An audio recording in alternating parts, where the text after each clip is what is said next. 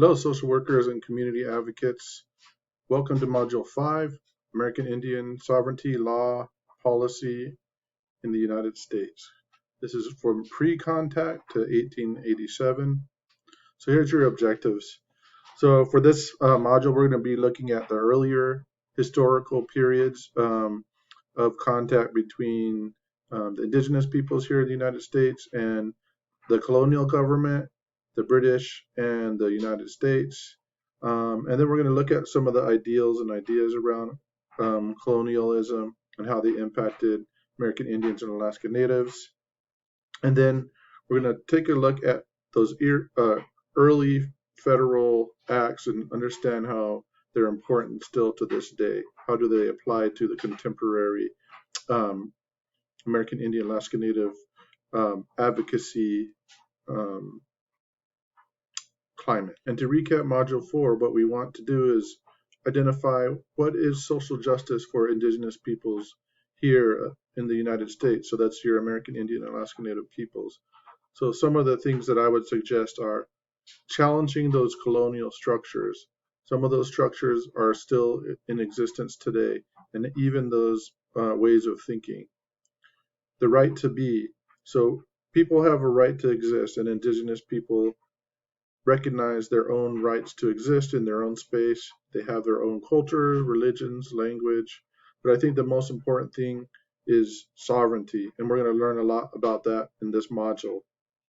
A focus on collective rights, and so that's the rights of the group as a whole versus the focus that the Western frameworks typically have is the individual rights of man. So an indigenous social justice approach looks collectively at indigenous peoples as a whole, but also the different tribal groups as a whole. And then strengths-based approaches are culturally driven, and so any types of approaches need to be informed by the culture of the community that you're working with. We looked at a framework. We've established a framework to look at some of our issues around social policy and advocacy. So this is just a recap of what we learned in Module 4. So just want to reiterate, you've learned this, and now you're going to take this with you as you take a look at some of these policy issues. And I just briefly want to go over the module page. There's a lot of resources, readings that you have to do. The Weaver reading is available on ASU libraries. So if you just go into the Library One search, you can find that chapter. It's a short chapter. It's not too much of a read. And then you have to continue reading the Res Life chapter 2 and 3, and then go through chapters 1, 3, and 4 of the rights of Indians and tribes. And that's going to give you a lot of the legal considerations around tribal sovereignty and the history of tribes. We have some videos that you can look at as well to give you some more background. The Nation to Nation is actually an exhibit at the National Museum of American Indian. Really great videos, and it's a great exhibit if you're ever in Washington, D.C. Go check it out.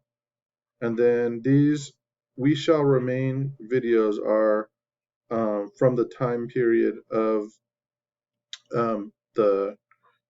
the content here in this module. So the early contact period when the United States was just formed. And so these are really good. They're about an hour each, so they are kind of long, but it's really good history and relevant to what we're learning. And so I hope that you learn a lot from this module, enjoy what you learn, and don't forget to do your discussion board, which is due on March 29th. Have a great module and take care. We'll talk to you later.